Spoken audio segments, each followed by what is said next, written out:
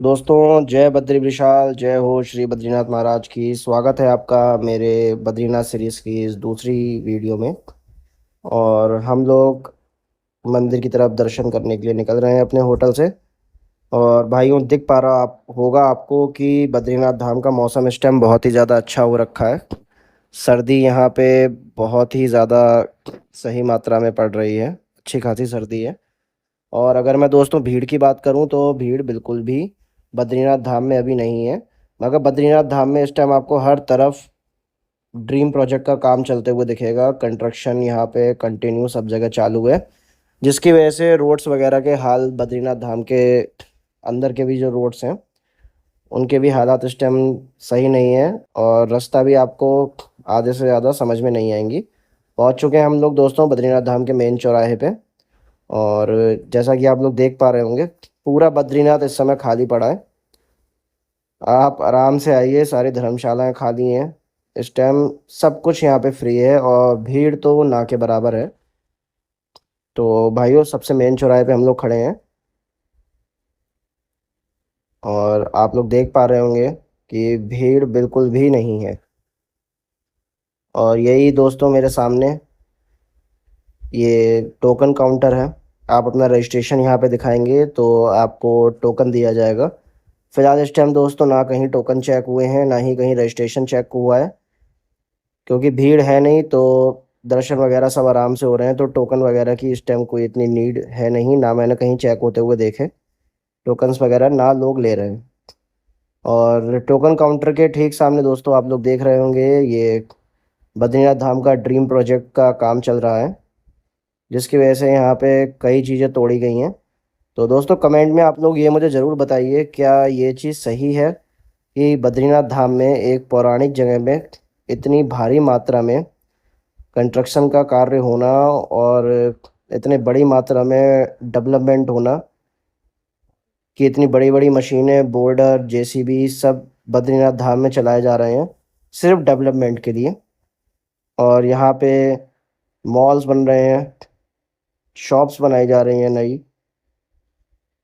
तो क्या ये दोस्तों सही है या नहीं है?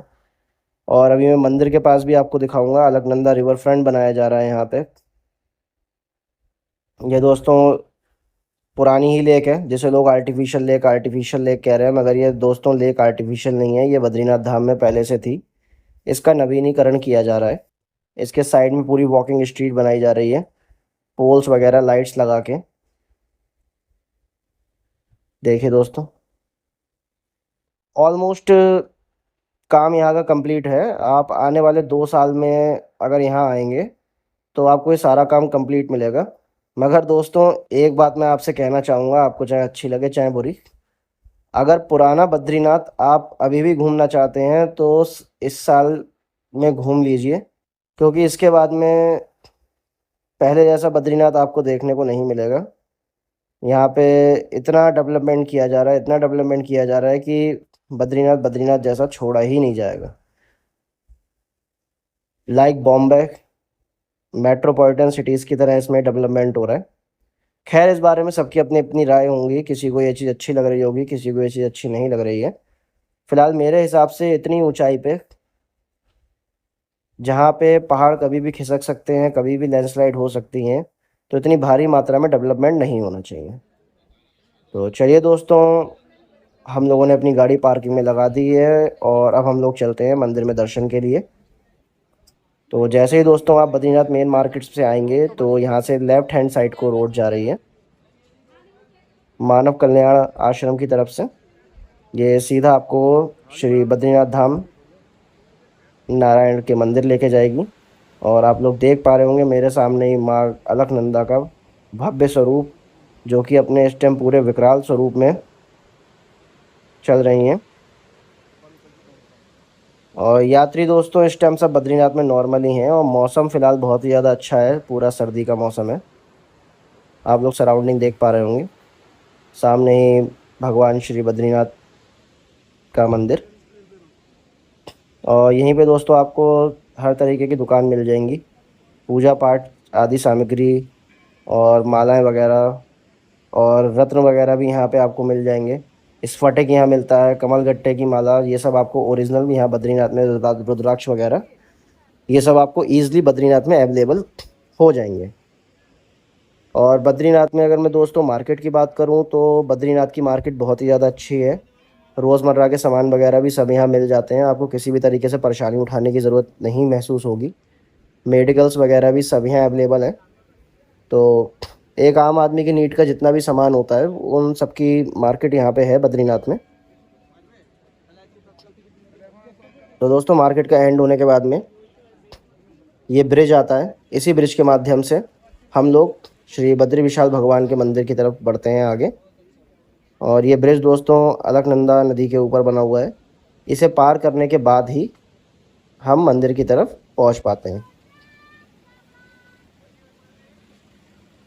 और दर्शन में दोस्तों मैं आपको बता दूं, अभी अगर आप इस टाइम पे दर्शन करने आते हैं बद्रीनाथ धाम तो आपको बिल्कुल भी 1 किलोमीटर 2 किलोमीटर लंबी लाइन लगाने की ज़रूरत नहीं है। आप बस मंदिर की तरफ जाइए, बहुत आराम से दर्शन होंगे दोस्तों। आप मंदिर के अंदर आराम से 10 से 15-20 मिनट स्पेंड कर सकते हैं। जैसे कि आप सीज़न के टाइम में आते हैं तो मुश्किल से 1 या 2 सेकंड ही आप मंदिर के अंदर रुक पाते हैं, 5 सेकंड मैक्स टू मैक्स आपको धक्का दे दिया जाता है आगे के लिए। तो इस टाइम ऐसा कोई भी सीन नहीं है, आप आराम से दर्शन कर सकते हैं मंदिर में। और मेरे सामने दोस्तों आप लोग देख पा रहे होंगे तप्त कुंड और ब्रह्म कपाल। अभी मैं आपको दोस्तों तप्त कुंड और ब्रह्म कपाल पे भी लेके चलूँगा। बाकी आप इस टाइम यहाँ का मौसम देखिए और नज़ारे देखिए, बहुत ही खूबसूरत।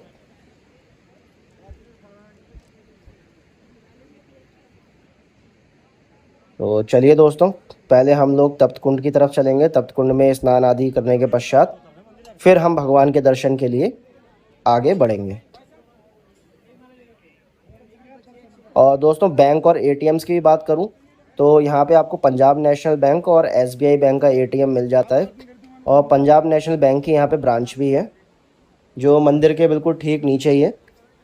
तो एटीएम्स वगैरह की भी यहाँ कोई ऐसी दिक्कत नहीं है।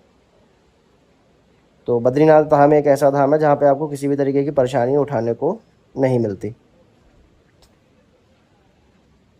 तो दोस्तों आ गए हैं हम लोग तप्त कुंड की तरफ।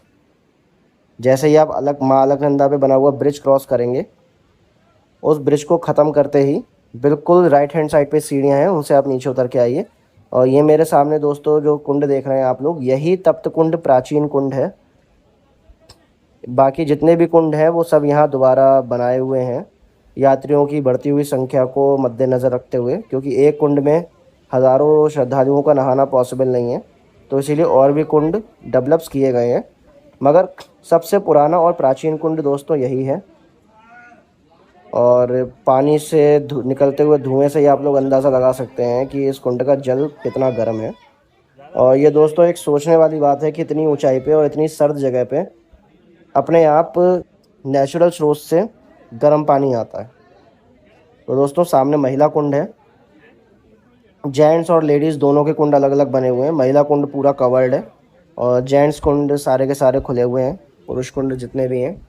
ये दोस्तों नए कुंड बनाए गए हैं स्नान के लिए, ताकि जब भीड़ बहुत ही अधिक मात्रा में हो तो श्रद्धालुओं को परेशानी ना उठानी पड़े।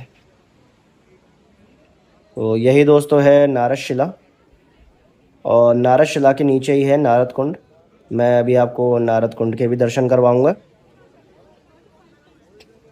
नारद कुंड की दोस्तों हिस्ट्री ये है कि भगवान की जब प्रतिमा यहाँ पे प्रकट हुई थी तो उसे असुरों ने नारद कुंड में छुपा दिया था।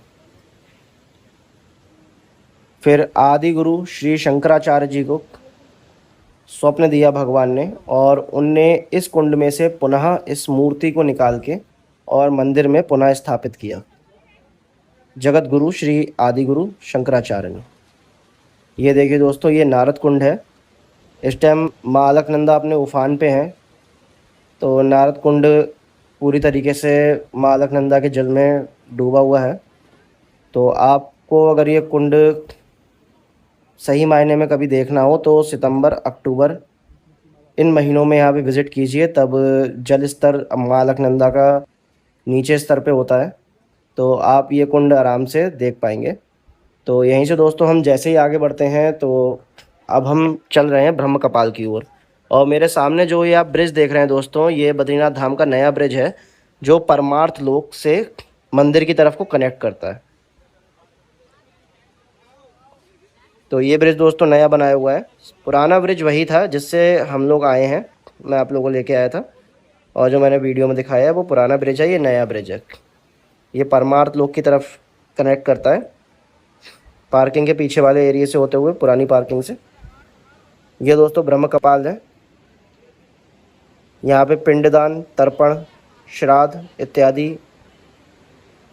के जितने भी कार्य होते हैं वो सब यहाँ संपन्न किए जाते हैं।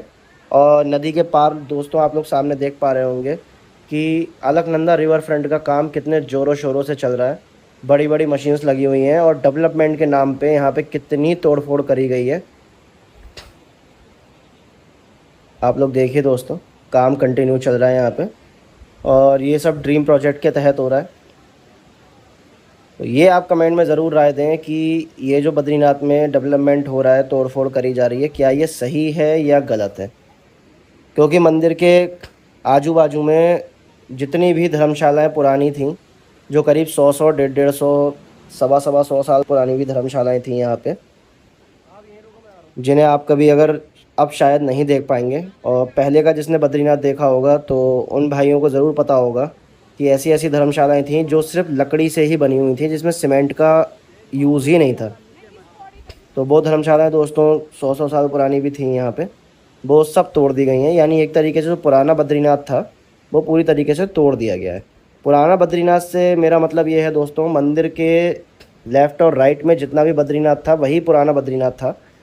जो अलकनंदा के दूसरी साइड यानी मंदिर के सामने अलकनंदा को पार करने के बाद में जो बद्रीनाथ बनाया गया है वो सब नया बद्रीनाथ जो दोबारा डेवलप किया गया है। तो पौराणिक बद्रीनाथ इधर की साइड वाला ही है।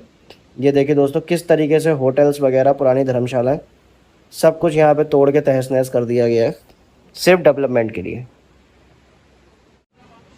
तो भाइयों ये देखिए हम लोग अब मेन ब्रह्म कपाल पे हैं, और यहाँ पे देखिए पितरों के लिए तर्पण, श्राद्ध, पिंडदान इत्यादि सबके कार्य यहाँ पे संपन्न कराए जा रहे हैं पुरोहितों द्वारा। तो दोस्तों ब्रह्म कपाल के दर्शन करने के उपरांत हम लोग फिर से तप्त कुंड में आ गए हैं। स्नान आदि हम लोगों ने यहाँ अपना संपन्न कर दिया है, और भीड़ दोस्तों तप्त कुंड में भी इस टाइम बिल्कुल भी नहीं है।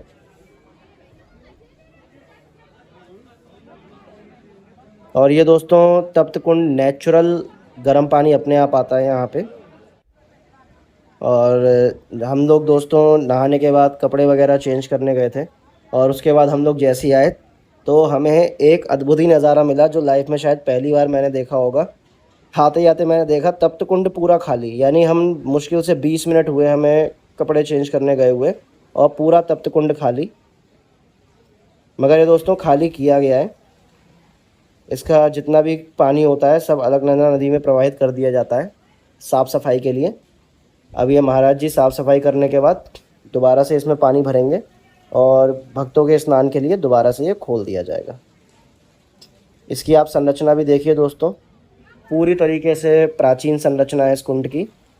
तो ये मैं आपको बार बार, वो मेरे सामने आप लोग देख पा रहे होंगे जो कुंड में जहाँ से पानी गिर रहा है, यही सबसे प्राचीनतम स्रोत है और सबसे मेन स्रोत यही है जहाँ से गर्म पानी आता है। तो चलिए दोस्तों अब मंदिर में दर्शन की तरफ चलते हैं। प्राचीन तप्त कुंड से बिल्कुल सामने की जो सीढ़ियाँ हैं वही सीधे आपको मंदिर लेके जाएंगी, और कायदे में दोस्तों मान्यता के अनुसार भी हमें इधर से ही मंदिर जाना चाहिए, क्योंकि बद्रीनाथ धाम जो है ये पहले भगवान शिव का धाम था, और भगवान नारायण को ये धाम बहुत ही ज़्यादा पसंद था। तो उनने बाल स्वरूप में माता पार्वती से हट करके इस स्थान को प्राप्त किया था। तो दोस्तों यहाँ पे श्री भोलेनाथ आदि केदारेश्वर का मंदिर जो कि बाबा भोलेनाथ को समर्पित है, तो हमें इसी के दर्शन करने के उपरांत ही आगे बढ़ना चाहिए भगवान नारायण के दर्शन के लिए। तो दर्शन कीजिए दोस्तों भगवान श्री आदि केदार जी के, भोलेनाथ के। कमेंट में दोस्तों ओम नमः शिवाय ज़रूर लिखिए। तो दोस्तों चलते हैं मंदिर की तरफ। ये जगत गुरु श्री आदि गुरु शंकराचार्य जी का मंदिर, जो आदि केदार मंदिर से ऊपर है। और मेरे सामने आप देख रहे होंगे यहाँ के मेन पुजारी रावल का निवास स्थान। और ये दोस्तों जितना भी ऊपर आप टीन शेड देख रहे हैं लंबा सा जाते हुए, जब सीज़न होता है, यात्रियों की संख्या ज़्यादा होती है, तो सभी यात्री यहाँ से लाइन लगा के फिर आगे की ओर दर्शन के लिए प्रस्थान करते हैं इसी शेड के द्वारा। तो अभी तो दोस्तों भीड़ यहाँ बिल्कुल है नहीं, तो लाइन वगैरह का कोई भी सीन नहीं है। आप आइए, आराम से दर्शन कीजिए, 1 घंटे 1.5 घंटे, कोई भी किसी तरीके की बाउंडेशन नहीं है। तो दोस्तों वीडियो में मैं दर्शन आपको मंदिर के बाहर का ही करवाऊँगा, क्योंकि मंदिर के अंदर वीडियोग्राफी अलाउड नहीं है और हमें चोरी छुपी भी करनी नहीं चाहिए। अगर हम ही अपने धामों की इज्जत नहीं करेंगे तो और कोई इंसान क्यों करेगा। ये देखिए दोस्तों, डेवलपमेंट का काम आप देखिए, दोनों तरफ से पूरी तरीके से तोड़ दिया गया है। यहाँ आप लोग देख पा रहे होंगे मंदिर के नीचे, यहाँ बहुत ही ज़्यादा धर्मशालाएं हुआ करती थी किसी टाइम में, और सारी की सारी तोड़ दी गई हैं सिर्फ अलकनंदा रिवर फ्रंट बनाने के लिए। तो दर्शन कीजिए दोस्तों भगवान श्री बद्री विशाल जी के। कमेंट में जय श्री बद्री विशाल ज़रूर लिखिए।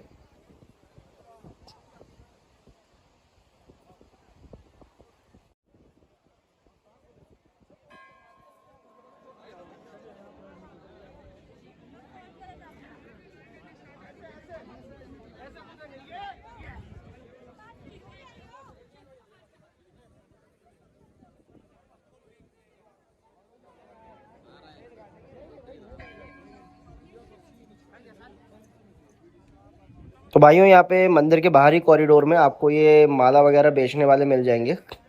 अगर आप इनसे मालाएं खरीदना चाहते हैं, ये देखिए दोस्तों, ये पूरा इस तरीके से बनेगा रिवर फ्रंट यहाँ पे। हाँ, जैसा कि मैं कह रहा था कि आप अगर इनसे मालाएं वगैरह परचेस करना चाहते हैं तो उनसे आप कहिए कि हमें ओरिजिनल दीजिए, क्योंकि ये जितना भी माला अपने गले में लाद के घूमते हैं, ये सारी की सारी डुप्लीकेट्स होती हैं, जो कि ये कम प्राइस में देते हैं। जब आप इनसे कहेंगे कि हमें ओरिजिनल चाहिए, तो ओरिजिनल माल ये लोग अपने बैग में रखते हैं।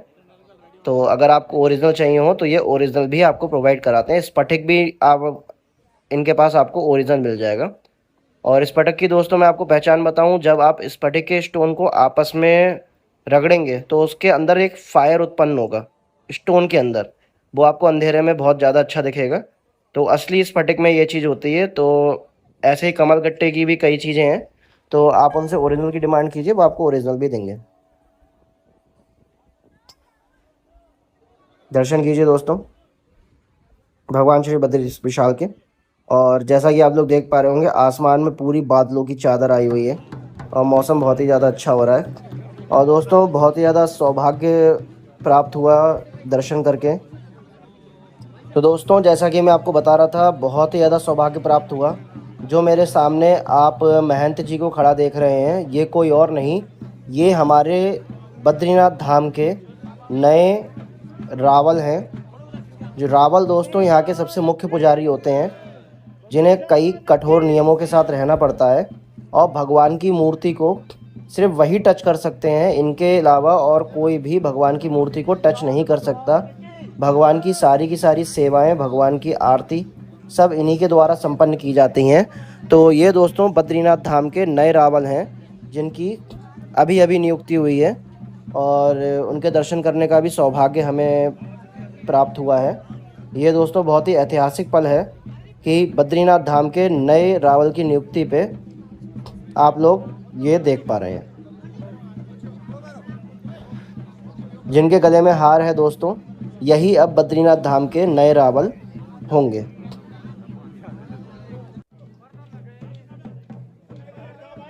देखिए दोस्तों, एक बार पुनः पूजा के उपरांत बद्रीनाथ धाम के नए रावल बाहर आते हुए। बहुत ही अद्भुत दृश्य है दोस्तों कि बद्रीनाथ धाम के नए रावल की नियुक्ति पे आप लोग ये दृश्य देख रहे हैं।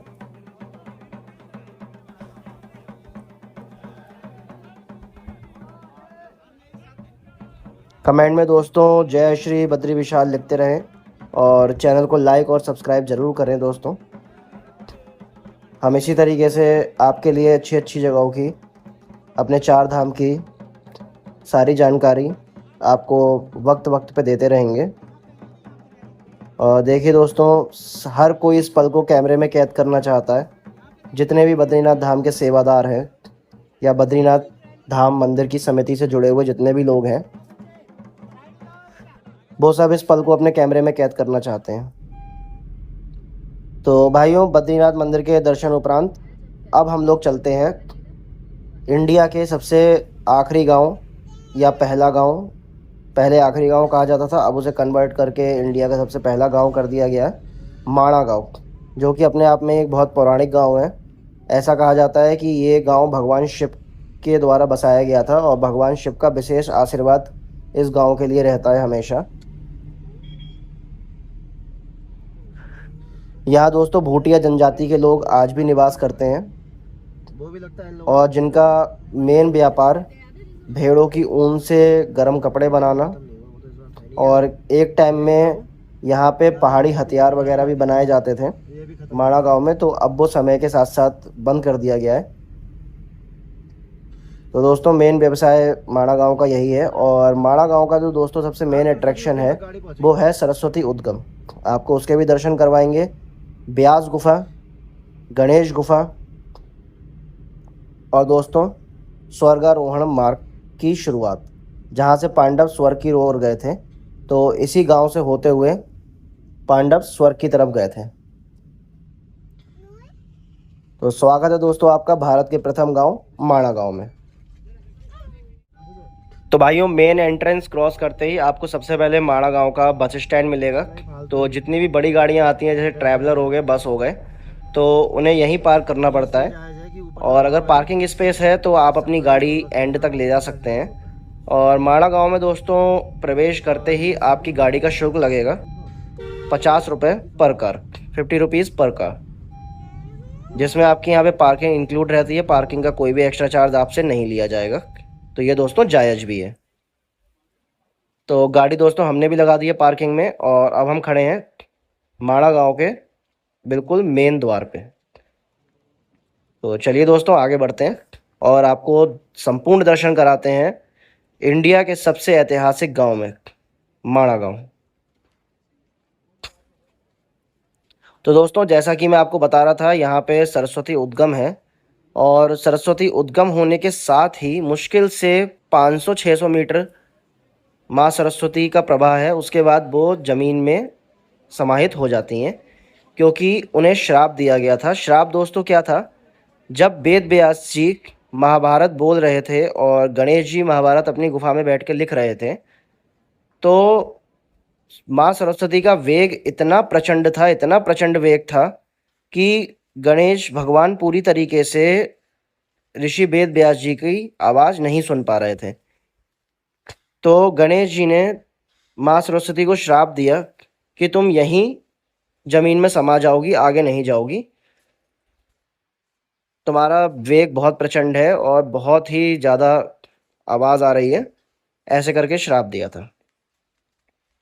तो कभी आप अगर देखना चाहें सम्मिलित होते हुए ज़मीन में माँ सरस्वती को, तब भी आप नवंबर के सीज़न में आइए, जब कपाट बंद होने को होते हैं, तब आप वो दृश्य बहुत अच्छे से देख पाएंगे।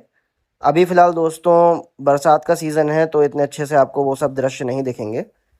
और ब्यास पोथी भी दोस्तों अपने आप में बहुत ही ऐतिहासिक जगह है। ब्यास पोथी, मैं ब्यास पोथी इसीलिए कह रहा हूँ, जब आप ब्यास गुफा में जाएंगे, अभी मैं आपको लेके चलूँगा, तो उसके ऊपर का जो पत्थर है, उस पत्थर को आप जब देखेंगे तो वो पूरी एक तरीके से किताब की तरह वो पत्थर है। जैसे पन्ने होते हैं ना, तो उस तरीके से पूरा का पूरा वो पत्थर है। तो ऐसी मान्यता है कि ये ब्यास पोथी है जो समय के साथ साथ पत्थर में बदल गई। ये दोस्तों यहाँ का कम्युनिटी हॉल बनाया जा रहा है। डेवलपमेंट दोस्तों माणा गांव में भी अच्छा हो रहा है, और बहुत ही बड़ी मात्रा में भी यहाँ डेवलपमेंट किया जा रहा है। और अगर मैं माणा गांव में जो लोग स्टे करना चाहें या रुकना चाहें, तो माणा गांव में भी होम स्टेज वगैरह अब सब अवेलेबल हैं। तो अगर आप बद्रीनाथ धाम में ना स्टे करके माणा गांव में स्टे करना चाहते हैं, तो आप यहाँ भी कर सकते हैं। रुकने के ऑप्शंस यहाँ भी हैं। और बद्रीनाथ में अगर मैं दोस्तों ऑफ सीज़न रूम की बात करूं तो 500 रुपये से स्टार्ट होके 1500 से 2000 तक, मैक्स टू मैक्स लग्जरी से लग्जरी होटल 2000 रुपये। और नॉर्मल अगर आप धर्मशाला वगैरह या आश्रम में स्टे लेते हैं तो 300 से 500 रुपये, 600 700 आपको अच्छे से अच्छी धर्मशाला या आश्रम में रूम यहाँ पे अवेलेबल हो जाएंगे।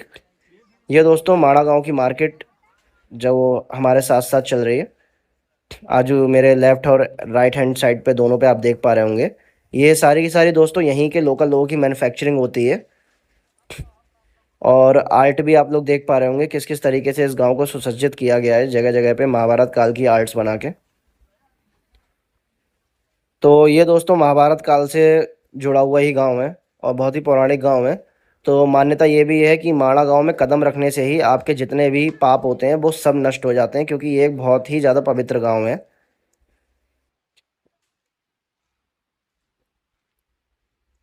और अगर एक तरीके से लोग दोस्तों ये भी कहते हैं कि माँ सरस्वती अलकनंदा में सम्मिलित हो जाती हैं, उनका संगम हो जाता है, मगर ऐसा नहीं है।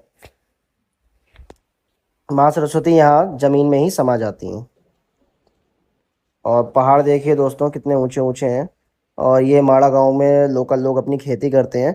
सिर्फ 6 माह ही माड़ा गांव के जो रहने वाले लोग हैं वो यहाँ रहते हैं, उसके बाद वो लोग जोशीमठ चले जाते हैं या रुद्रप्रयाग या देहरादून।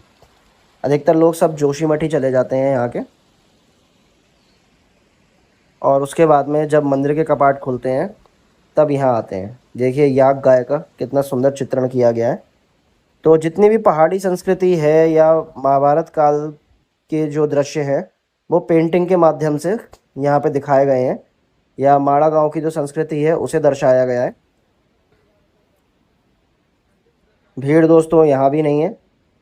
अगर आप मई जून में आते हैं तो यहाँ पे भी आपको पैर रखने की जगह नहीं मिलेगी, ना आपको कार पार्किंग की जगह मिलेगी। ये मेरे सामने दोस्तों आप लोग देख पा रहे होंगे, एक तरफ से माँ अलकनंदा, एक तरफ से माँ सरस्वती। जो माड़ा गांव वाला साइड है वो माँ सरस्वती हैं, और जो पहाड़ के दूसरी साइड से आ रही हैं वो माँ अलकनंदा हैं।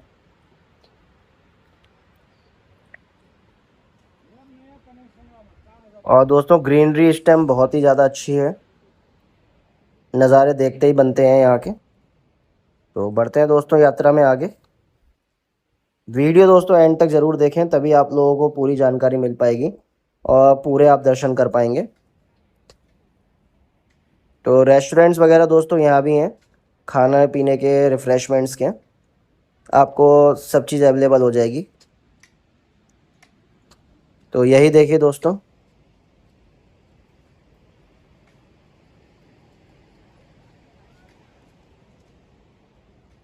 संगम व्यू रेस्टोरेंट। मैंने कहा था ना कुछ लोग मानते हैं कि माँ सरस्वती का अलकनंदा में संगम हो जाता है, मगर ऐसा नहीं है। संगम नहीं होता है। जब पानी का स्तर, जल का स्तर ज़्यादा होता है तब वो हमें संगम की तरह प्रतीत होता है। सामने आप लोग देख पा रहे होंगे। और हाँ दोस्तों, ये जो आप माँ सरस्वती के किनारे जो पतला सा रास्ता आप देख रहे हैं आता हुआ, ये माड़ा गांव आने का पुराना रास्ता है, जिसके माध्यम से लोग बद्रीनाथ से माड़ा गांव पुराने टाइम में आते थे। जो जिस रास्ते से हम आए दोस्तों, ये नया रास्ता है। तो चलते हैं दोस्तों सरस्वती उद्गम की तरफ और दर्शन कराते हैं आपको माँ सरस्वती के। पहुंच चुके हैं दोस्तों हम लोग माँ सरस्वती के उद्गम स्थल पे। और मेरे सामने आप लोग देख पा रहे होंगे, ये माँ सरस्वती का नया मंदिर बनाया गया है। पहले यहाँ पे मंदिर नहीं था, सिर्फ उद्गम था। और ये देखिए दोस्तों, इन बाबा जी के दर्शन कीजिए। ये बाबा जी 12 मासी यहीं पे रहते हैं, ना कहीं जाते हैं। 12 मासी इनका ठिकाना यहीं रहता है। तो ऐसे सिद्ध पुरुषों का आशीर्वाद यहाँ आके ज़रूर लें।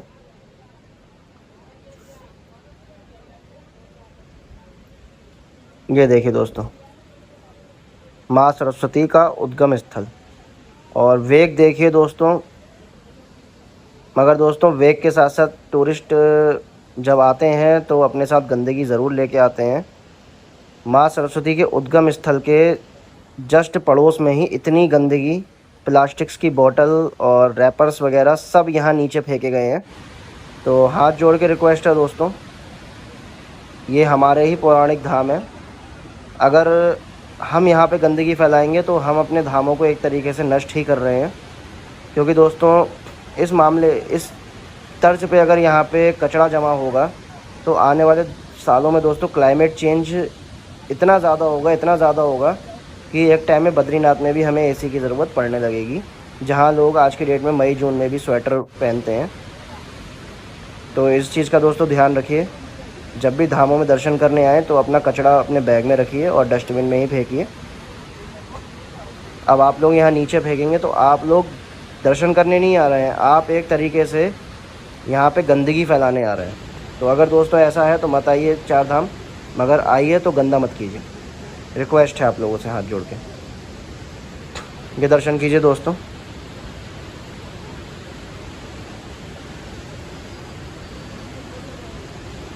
और वेग देखिए दोस्तों, कितना प्रचंड वेग है।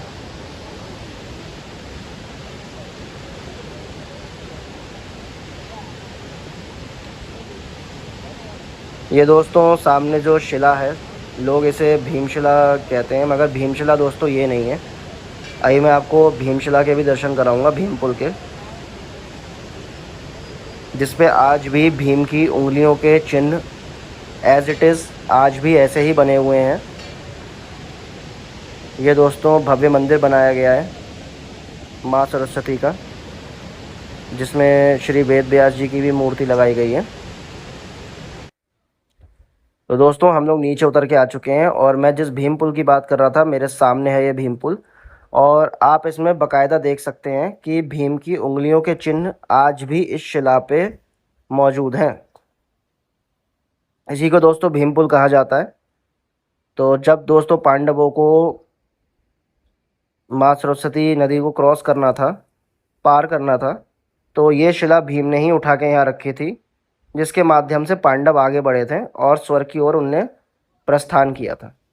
ये ऊपर जो दोस्तों आप लोग रोड देख रहे हैं, ये रोड माड़ा पास को जाती है, जो कि यहाँ से 65 किलोमीटर्स दूर है। और माड़ा पास से ही आगे दोस्तों चाइना का बॉर्डर लग जाता है।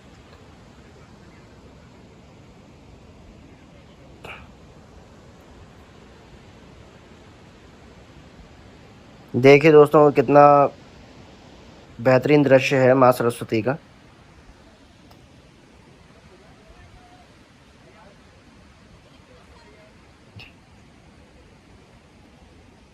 और वसुधारा, स्वर्गारोहण और सतोपंथ यात्रा यहीं से स्टार्ट होती है। अभी दोस्तों मैं आपको कुछ दूरी पे उस मार्ग पे भी लेके चलूँगा।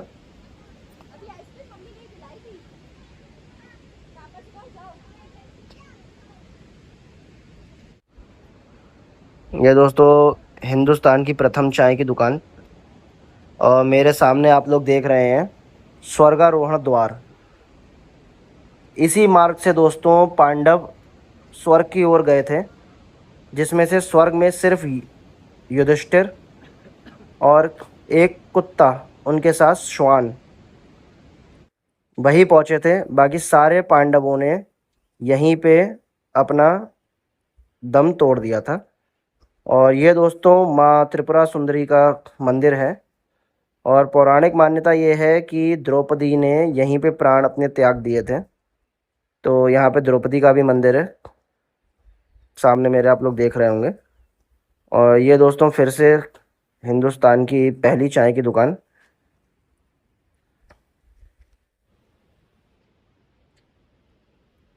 यहाँ से दोस्तों नज़ारा देखिए। और यहीं से दोस्तों इसी मार्ग से आगे आप वसुधारा की तरफ बढ़ सकते हैं, और वसुधारा से आप पहुँच सकते हैं सतोपंथ सरोवर, जहाँ से आपको स्वर्ग की सीढ़ियों के दर्शन अगर मौसम साफ़ हो तो बहुत आराम से हो सकते हैं। ये ट्रैक दोस्तों पूरे के पूरे 3 दिन का रहता है, अगर आप स्वर्गारोहण यात्रा पे जाते हैं सतोपंथ सरोवर तक। फ़िलहाल हम दोस्तों वहाँ नहीं जा रहे हैं, और अब हम चलते हैं श्री वेदव्यास गुफा की तरफ। तो जैसे ही आप सरस्वती उद्गम से वापस आएंगे तो लेफ़्ट हैंड साइड को एक रास्ता ऊपर जा रहा है, यही रोड दोस्तों सीधा व्यास गुफा की तरफ जाता है। तो सरस्वती उद्गम से अगर आप ब्यास गुफा जाना चाहते हैं तो आप इस मार्ग के द्वारा जा सकते हैं। और यहाँ पे भी देखिए दोस्तों, गांव के अंदर कितने सुंदर सुंदर चित्रण किए गए हैं। शेषनाग पे भगवान नारायण बैठे हुए हैं।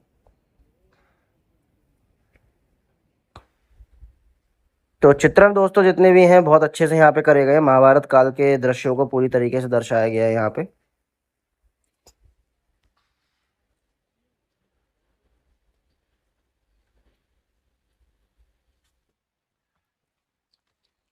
बहुत ही पतले पतले रास्तों से होके ब्यास गुफा की तरफ आप यहाँ से जाएंगे। तो गांव की खूबसूरती तो दोस्तों देखते ही बनती है। और इतना सुंदर गांव है ये, आप लोग खुद ही देख पा रहे होंगे। जैसे मैंने अपनी पहले गंगोत्री वाली वीडियो में हर्षिल की, जो आप मेरी वीडियो खोलेंगे तो उसमें मैंने बाघोरी विलेज दिखाया है।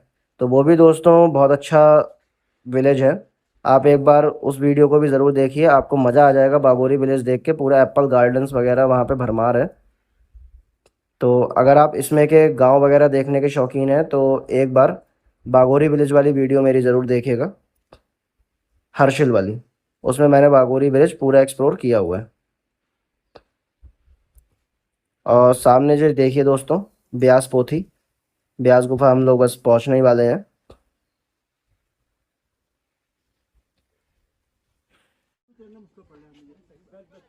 तो ऑलमोस्ट दोस्तों हमारा करीब 700 मीटर का वॉक था सरस्वती उद्गम से व्यास गुफा के लिए। और हार्डली हार्डली ये रास्ता कवर करने में आपको 20 मिनट लग ही जाएंगे, क्योंकि रास्ता ये वाला बहुत स्टीफ है, बहुत चढ़ाई है इस रास्ते पे। और अगर आप सीधे सीधे रास्ते से आना चाहते हैं तो जब आप माड़ा गांव में एंटर करेंगे तो एक रास्ता सरस्वती उद्गम के लिए जाएगा लेफ्ट हैंड साइड को, राइट हैंड साइड वाला रास्ता सीधे व्यास गुफा आएगा गणेश गुफा होते हुए। तो जिन लोगों को शारीरिक रूप से परेशानी है या किसी बीमारी से पेशेंट है, शुगर है, डायबिटीज़ है, कोलेस्ट्रॉल है, तो वो लोग राइट हैंड वाले रास्ते से आए।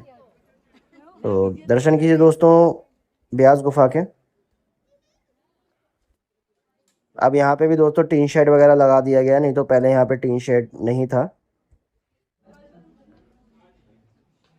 ये दोस्तों ब्यास गुफा के अंदर का दृश्य है और देख पा रहे होंगे लोग, आप लोग, ये पूरी दोस्तों ब्यास गुफा है। और सामने ही भगवान श्री वेद व्यास जी की प्राचीन मूर्ति और नवीन मूर्ति जो, और ये दोस्तों महाभारत काल का एक शिलालेख है जो कि ब्यास गुफा में ही रखा हुआ है।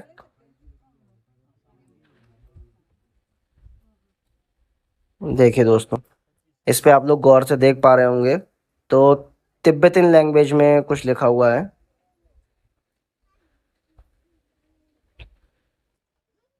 और दर्शन कीजिए दोस्तों कल्प वृक्ष के। ये कल्प वृक्ष है जो सामने आप देख रहे हैं, नारियल सा आपको दिख रहा था, वो दोस्तों कल्प वृक्ष था। और ये शिलालेख है दोस्तों, ध्यान से देखिए थोड़ा सा, ये आपको आज तक किसी ने नहीं दिखाया होगा। और दोस्तों ऐसी रोचक चीज़ें और इतिहास से जुड़ी हुई चीज़ें आपको सिर्फ हमारे चैनल पे ही देखने को मिलेंगी। ये देखिए दोस्तों, बौद्ध ग्रंथ वगैरह भी सब इसी लिपि में लिखे हुए हैं। ये महाभारत काल का ही शिलालेख है। ओम स्पष्ट दिख रहा है, जिसमें आप देख पा रहे होंगे ओम, ओम सबसे पहले ओम बना हुआ है और बिल्कुल साफ ओम दिख रहा है। ये देखिए दोस्तों ब्यास पोथी, एक एक पन्ना आप इसका देख सकते हैं, पूरा पत्थर पन्ने की तरह है। अगर ये दोस्तों आज भी ब्यास पोथी रियल में होती तो कारोबारी इसे भी बेच के खा गए होते। इसके ऊपर 5,000 रुपये 10,000 रुपये का टिकट लग गया होता। इस ब्यास पोथी को पढ़ने के लिए टिकट लगाए जा रहे होते। तो जितनी भी दिव्य चीज़ें थीं वो कलयुग में सब पाषाण में बदल गईं। ऐसा यहाँ के पंडित जी ने हमें ज्ञान दिया था। अच्छा, ये जो बड़ा सा दिख रहा है ये नारायण, ये सामने वाला नारायण है। अच्छा, और इसी के ऊपर जो अलग-अलग चोटियां दिख रही हैं ये शेषनाग है। अच्छा, इसी के बगल में नीलकंठ है। पंडित जी इधर आके बताओ ना। ये वाला शेषनाग पर्वत है जी, अलग अलग चोटियां वाला। ये नारायण पर्वत है जी। ये कुबेर पर्वत है। अच्छा, और ये नर पर्वत है। ये नर पर्वत जिस पे अभी हम खड़े हैं। जिससे माना विलेज है, ये नर पर्वत पे। और वो सामने जो मंदिर है वो नर नारायण का जन्म स्थान है। ये माता सामने जो मूर्ति। मंदिर है हाँ नर और नारायण का। हाँ। और ये इसके पीछे गंधमादन है, उसी के पीछे केदारनाथ। अच्छा, ये तो रास्ता जा रही है।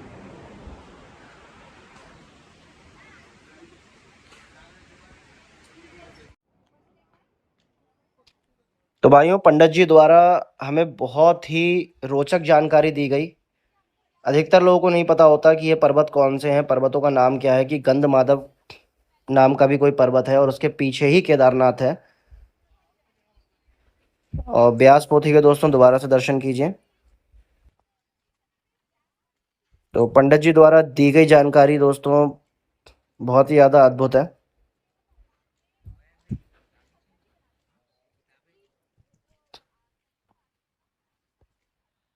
ये देखिए दोस्तों, शेषनाग पर्वत। तो भाइयों, ब्यास गुफा के दर्शन उपरांत अब हम लोग आ चुके हैं गणेश गुफा की तरफ। श्री गणेश गुफा आप लोग मेरे सामने देख पा रहे होंगे। तो चलते हैं दोस्तों श्री गणेश गुफा के दर्शन के लिए। वो दोस्तों ब्यास जी की गुफा थी और ये गणेश जी की गुफा है। तो जब आप व्यास गुफा पे खड़े होंगे तो आपको माँ सरस्वती के जो वेग की ध्वनि है वो बहुत ही तेज़ मात्रा में आपको सुनाई देगी। और गणेश गुफा के सामने आपको ऐसा लगेगा कि यहाँ नदी है ही नहीं।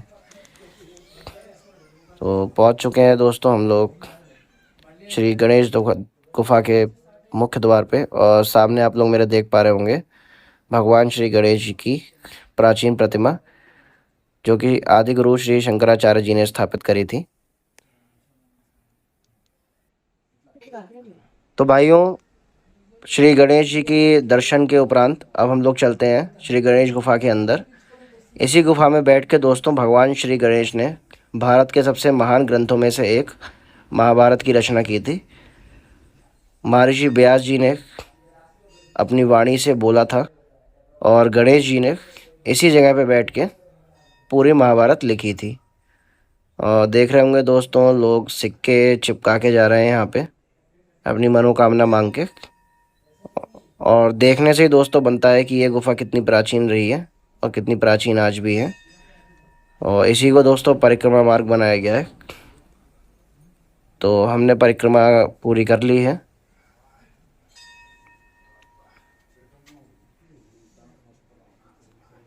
तो दोस्तों दर्शन कीजिए एक बार फिर से